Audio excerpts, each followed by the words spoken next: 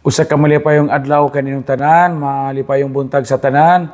Gisugdan nato karon ang laing yugto sa atong panaw isip simbahan, misulod na kita karon sa bag-ong panahon, a new season, the season of Lent, panahon sa Kwaresma. So karon ng adlaw mao ang unang adlaw sa Kwaresma og nailhan karon isip usa ka balaang adlaw gitawag kinig Miyerkules sa Badlis or Ash Wednesday. This day, karong adlaw, is the grand opening or murag opening salvo ni sa gitawag og penitential season of the church, the solemn beginning of the 40-day preparation period for Easter. Kaya actually the whole season of Lent, usa kini kapagpangandam nato sa dakong piyesta o kasalugan sa simbahan, mao ang gitawag og pagkabanhaw. O niya giandam ni nato usod sa 40 ka adlaw nga mao ang panahon sa Kwaresma. Atong tanawon una mga igsuon ang duha ka mga dagko nga mga kasaulog gibuhaton nato karong adlaw. Ang balaod sa puasa ug abstinensya kay kini dili kayo masabtan ug wa kay masabti labi na sa mga bag-ong tubo. Now, una atong tukion ang puasa. Ang balaod sa simbahan, labi na in the context sa Pilipinas, duha ra gyud ka mga adlaw sa tibuok tuig nga gi-required, giawhag kita nga magdungan ang puasa ug abstinensya. Una ang Miyerkules sa Badlis or Ash Wednesday karong adlaw ug ang Biyernes Santo or Good Friday. But ang balaod sa simbahan nagpahinumdum nato nga every Friday, all Fridays of the year, mag-observe matatag abstinence. Mo nga ang ubang mga tiguang uban nato, ang faithful sila ana nga tanang Biyernes maglikay sa tagkaon og karne. Labi na karon kay panahon pud sa Kwaresma. Pero kining fasting, day of fasting and abstinence, reserved na sa two important days, Ash Wednesday o Good Friday. Unya, ang balaod sa puasa mga igsuon nagpahinumdom nato nga required nga magpuasa katong gikan sa 18 years old until the last day of your 59th birthday. That means to say, og 60 anyos na ka, exempted na kagpuasa. So pananglitan karon February 17, unya mag-birthday ka karong tungang gabi mo'y birthday ni mo ugma kita February 18, obligado na mo ika 18 nimo, obligado na ka sa balaod sa puasa. Unya gani bisag 60 years old na ka accepted na kagpuasa for the sake of devotion. It is also encouraged nga magpuasa pud ta kay kuan man panahon man sa Kwaresma. Unya daghang di makasabot aning balaod sa puasa. Gatuo sila nga moingon sila di may magpuasa pader oy ka malilong di mahimog way kaon. Wa man moingon ang simbahan nga adyaw kaon. Mahimog ba di ka mo kaon. But the law of fasting requires us to consume 1 meal a day and 2 smaller meals which if added together would not exceed 1 full meal. Sa ato pa kita mga Pilipino naanad man ta og tulo ka major meals no, tulo ka kananan, pamahaw, paniudtog, panihapon. Kay adlaw maron sa puasa, just consume only 1 full meal. Og namahaw kag tarong, kinahanglang imong paniudtog, panihapon, very light na. Unya, ang og naniudto kag 1 full meal imong lunch, ay imong breakfast og supper, light na kaayo. Ug mahimo mga crackers sa tubig ingon ana. Unya, unsaon man na pagbalanse nimo og hingtay kag 1 full meal pananglitan. 1 full meal udto. Kinahanglan na nga ang 2 smaller meals imong pamahog panihapon, ang volume adto dili mo exceed sa imong gipaniudto. I hope nasabtan ko. Pero adi na ka magtimbang-timbang. Ano ba magtimbang-timbang ka og saman hinlabaw ba sa imong paniudto ning gitotal nimo ng breakfast plus dinner makatupong ba sa imong lunch, dili ko pud ingon ana. It's a matter nga giunsa nimo pag tan-aw sa imong kaugalingon, giunsa nimo pag bana-bana nga mo burabag ang total sa duha ka light meals dili mo labaw sa imong gikaon sa usa ka major meal. Mo nay fasting. I hope na nasabtan ko. I hope nasabtan ko. So, 1 meal a day and 2 smaller meals which if added together would not exceed 1 full meal. So, klaro na to ni. Ang adlaw sa puasa, wa mag-ingon nga adlaw mo kaon. Mamatay ka, di ka mo kaon. But just consume 1 full meal in a day, tomorrow, and also in Good Friday, and 2 light meals. Okay na klaro. Karon ari na punta sa paglikay pagkaon og karne or abstinence or abstinensya. Ang balhaod sa paglikay og pagkaon og karne or abstinence is gaawhag nato nga di ta mo kaog karne katong gaedad og 14 years old up to the kinatigwangan. So pananglitan og karong tungang gabi mag-birthday kag ika 14th birthday, apil na ka sa mag-abstinensya og mapuhong adlawa. Kung ato ni klaruhon, daghang pangutana, unsa man ang mga klase sa karne nga among kanon, Father? Pwede pwede bag isda, pwede bag baka, bla bla bla.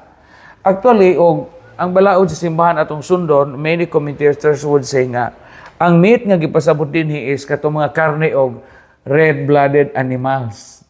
Kasabot na matagsa ng red-blooded animals, kana sila kaugaling temperature ba, regardless of unsay temperature sa environment sa gawas. So, baboy, baka, kanding, iro, apil ani ang manok, apil ang manok. So, ugma, dili pwede mo kaog chicken joy. 14 years old up to the kinatiguangan, di mo kaog drumstick.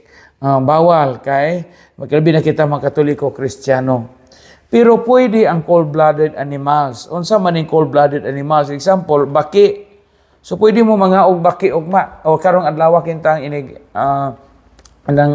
adlaw sa Miyerkules sa Badles. Pwede mo kaog turtle, kanang iyon, pwede. Pwede mo kaog baksan, kao, ibid. Pwede mo kaon. Kobra, ajaw ka kobra kay malanag mo, mahilo ta. Only katong kanang nay red-blooded, meat of red-blooded animals. Na mga tanang mo, Father, isda, pwede ang isda. Unya, how about itlog, Father? Of course, pwede ang itlog, kay itlog man. Unya, napoy mga tanang, pwede ba, Father, ang noodles nga beef o chicken flavor? Pwede. Kay mga kuan malamana, flavoring malamana, o mga artificial nga mga flavors. So, pwede ang noodles nga beef o chicken flavor. Pero di pwede ang beef o chicken. Meat of red-blooded animals, maoy bawal. Pero mukaon mo karne og buadya, karne og baki, or karne og baksan, karne og iwon, or pawikan, pwede na. Kay cold-blooded animals man na sila. Unya, magisgot na bunta, sa gitawag og exemptions. Okay, na may mga exempted ba? Di ba sa exam na may exempted? Katong sige ka perfect, may isa exempted na ka sa prelims. Kinsa man po'y exempted sa balaod sa puasa ug abstinensya dinhi sa ato ang context, no? Kinsa may exempted aning law of fasting and abstinence? Klaro ho na to ni aron masabot pud ninyo. Number 1, of course, those outside the age limits. Sa tupag mo sa sinta na ka, exempted na kag fasting up. Unya, 0 to 13 years old, exempted po kag abstinence. Managipasabot og age limit. Number 2, those of unsound mind. So, hayahay ang mga pakno. Hayahay ang mga pakno karong adlaw. Mga buang-bua, mga kuanggol, mga naigamay, mga naigiilok, mga naigiilok, exempted na sila. Biskay de po ni natagiilok na kuang tag-usang pako kay exempted ta. Those of unsound mind. Kanang wa sa hustong kabuot ba? Exempted sila ana. They are not bound to observe the law of fasting and abstinence. Number 3, the sick. Mga masakiton. Kaya na may mga masakiton nga na special diet nga required sa doktor. Moingon na uban yung every day you have to consume animal protein like that one. So kayong di sila kuwang deficient sa ilang lawas ingon ana, unya gi-required sila nga mukaog meat kada adlaw sa doktor kay mauni mauna na ay mga health issues that you have to attend to, exempted sila ana. Kay bisan pag adlaw og Miyerkules sa Badles o niya, adlaw sa Biyernes Santo, naman sila special diet. Exempted sila, ana. Ha? Sunod, pregnant or nursing women according to need for meat or nourishment. Pregnant or lactating mothers. So mga buntis o mga gapa, suso. Exempted mo. Nga no, manamon mo special nourishment nga gi-require. Unya, gapasuso mo sa inyong anak, breastfeed ninyo, di man mahimo og magpuasa ka, kaysa may imong inarhi sa imong imong anak nga gi-breastfeed man nimo. Nga na ang simbahan ka manggiluyon. Pregnant or nursing women according to need for meat or nourishment. So pananglitan og ang usa ka babae nga buntis gi-require po sa doktor nga mo kaon jud karne whatever unya kadtong gapasuso kinahanglan enough nourishment kay ang anak kaluha duhay masuso niya, so it needs or she needs more nourishment. So exempted siya og fasting og abstinence. Sunod is manual laborers according to need. So, sa may pasabot aning manual laborers, those people who are engaged in hard labor. Mo na gid po sabot og manual laborers. Kay of course, kaluoy ba po ibo pa po asahon pagpa-abstinensyahon ang mga tawo nga ang ilang kinabuhi pakusog. Kargador sa pier, mga lukdo kag mga sinako diha na mag-abstinensya pagkag magpuasa, sana may imong i-alsa sa mga sinako dihang karga, mahadjang ka atong pantalan, matibugso ka atong tubig. Katong naa sa mga bukid, no, laging, katong namajag og kahoy, alsag madagkong kahoy, nga dito mga construction workers nga ga alsa og mga dagkong mga haligi, mga truso.